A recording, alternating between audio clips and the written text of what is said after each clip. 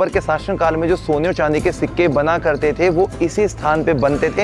यहाँ पर हम आपको उस वक्त का नेचुरल तरीके से चलने वाला एसी दिखा रहे हैं। यहीं से वो जो कबूतर थे चिट्ठी लेके जाया करते थे और यही वो स्थान है जहाँ पर अकबर की मन्नतों के बाद में उनको एक बेटा हुआ था जिसका नाम उन्होंने सलीम रखा था। यहीं पर अनारकली को जिंदा चुनवाया गया था।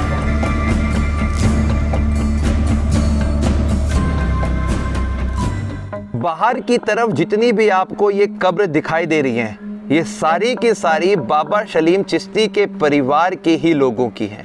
बाहर की तरफ मर्दों को यानी कि पुरुषों को दफन किया गया है और यदि थोड़ा सा हम अंदर की तरफ चलते हैं तो यहाँ पर हमें आज नीचे की तरफ एक गेट दिखाई दे रहा है जो कि पत्थर का बना हुआ है। एक वक्त पहले ये गेट यहाँ पर लगा हुआ रहता था और अब जब आप अपनी नज़रों को सामने की तरफ लेकर जाएंगे, जो सारी ये कब्रें बनी हुई हैं ये महिलाओं की हैं, क्योंकि यहाँ पर पहले से ही पर्दा सिस्टम का ख्याल रखा जाता था।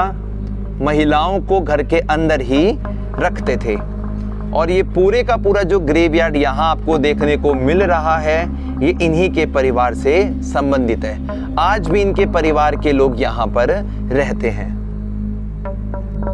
यहाँ पर हम आपको उस वक्त का नेचुरल तरीके से चलने वाला एसी दिखा रहे हैं। ये जो होल किया गया है इसका सीधा कनेक्शन हुआ करता था बाहर की तरफ बनी हुई झील के साथ में। वहां से जब कभी भी ठंडी हवाएं चलती थी तो इस होल में से जो हवा थी वो अंदर की तरफ आती थी।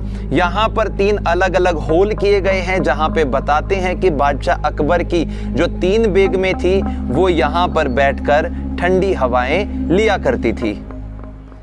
आप सभी ने कहानियों के अंदर, किताबों के अंदर जहांगीर और अनारकली की प्रेम गाथाओं को तो सुना ही होगा और ये बात भी आप जानते होंगे कि जो अकबर थे जहांगीर के पिता वो इस बात से बिल्कुल भी खुश नहीं थे। तो हमारी किताबों के अंदर इस बात का जिक्र किया जाता है कि अकबर ने अनारकली को जिंदा चुनवा दिया था दीवारों के अंदर। जब आप बुलंद दरवाजे के अंदर वाले हिस्से में आएंगे तो आपको एक नीचे की तरफ जाता हुआ रास्ता दिखाई देगा और एक अंदर तहखाना बना हुआ है। कहा जाता है कि इसी स्थान में अनारकली को जिंदा चुनवाया गया था। ये हमारे जो लोक जो किदवंतियां हैं वो आज हम यहाँ पे खंडित करने वाले हैं।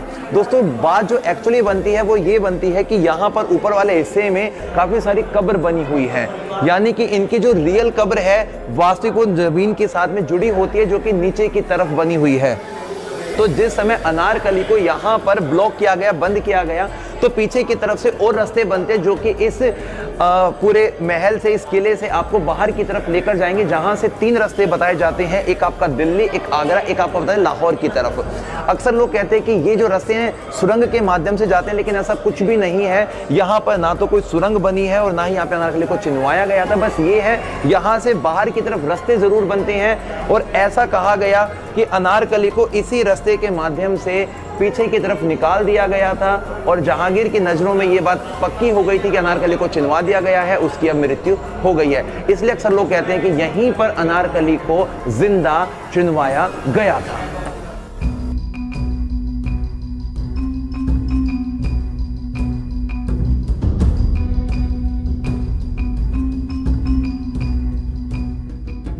मैं आपको मस्जिद के अंदर लेकर आ गया हूँ। यहाँ पर आपको कुछ बारीकियां हैं वो दिखा देता हूँ। दोस्तों यहाँ पे जो नीचे की तरफ आप द्वार देख रहे हैं, गेट देख रहे हैं, अकबर के शासनकाल में यहाँ पर जो मेल थे उस समय के वो बैठ के नमाज अदा किया करते थे। ऊपर वाले हिस्से में जो फीमेल थी वो बैठ के नमाज अदा किया करती थी।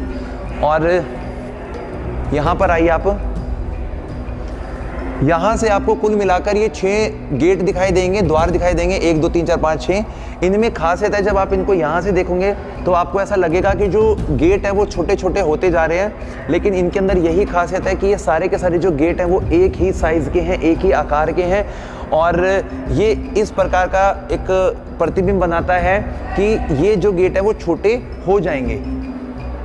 अकबर ने अपने शासनकाल में एक वर्क शुरू किया था जिसे दीन-ए इलाही कहा जाता है, जिसमें सभी धर्म को बराबर मान्यता दी गई थी। उसका एक बहुत अच्छा उदाहरण मैं आपको यहाँ दिखाता हूँ। अकबर की जो 3 बेगमें थी, हिंदू, मुस्लिम और क्रिश्चियन, उसका एक बेहतरीन नमूना देखने को यहाँ मिलेगा। सामने वाले हिस्से में आपको देखो ये जो आयतें लिखी हुई हैं वो मुस्लिम बेगम की तर्ज पर यहाँ बनाई गई थी।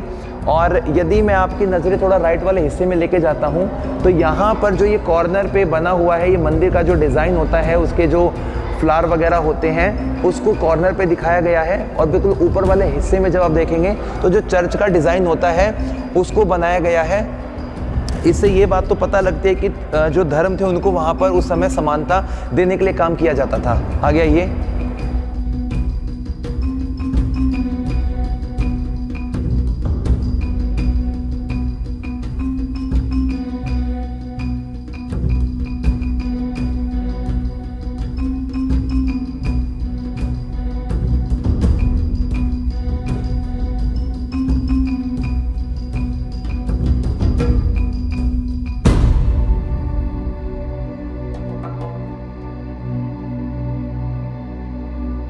दोस्तों, अब हम आ गए हैं इस बुलंद दरवाजे के एक पिछले हिस्से में, जहां से हमें बाहर की काफ़ी सारी चीज़ों को देखने का मौका मिलता है। सबसे पहले आप यहां पर जो ये टूटी हुई बिल्डिंगें देख रहे हैं, कुछ ये खंडर देख रहे हैं, इसे कहा जाता है अकबर के समय का टकसाल।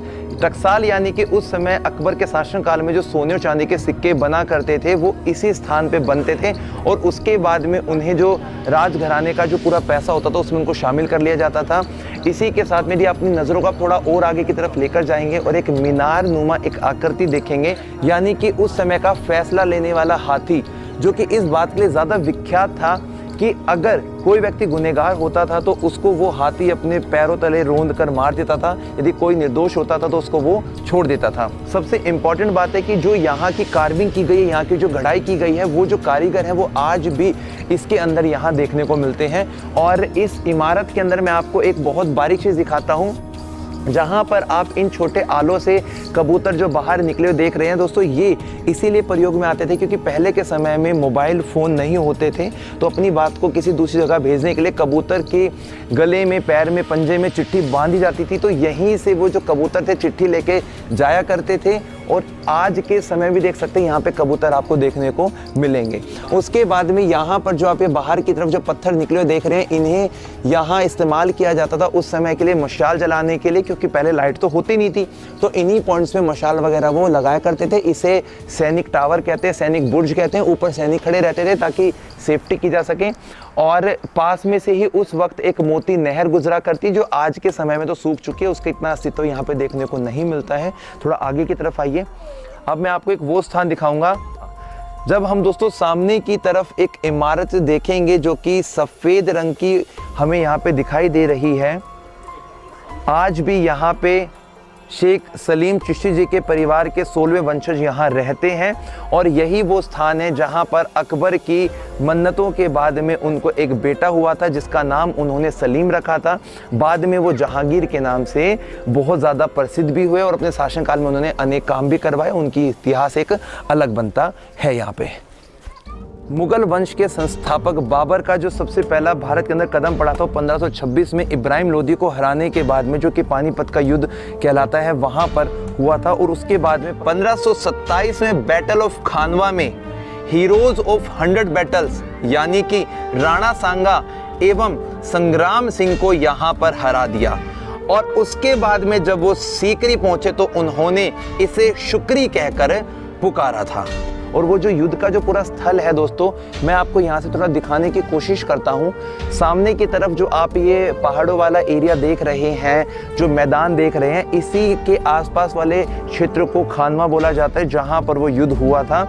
और इसके बाद में यदि मैं आपकी नज़रों को थोड़ा इन अवशेषों के पास में लेकर आता हूँ, तो ये इस पूरे किले की 4 दीवारी हुआ करती थी। जैसा कि हमने वीडियो में पहले ही बोला था कि यहाँ पे कुल मिलाकर 9 दरवाजे थे, तो उसमें से शायद एक दरवाज़ा रहा होगा इस किले के अंदर आने के लिए या इस बुलंद दरवाजे के अंदर आने के लिए।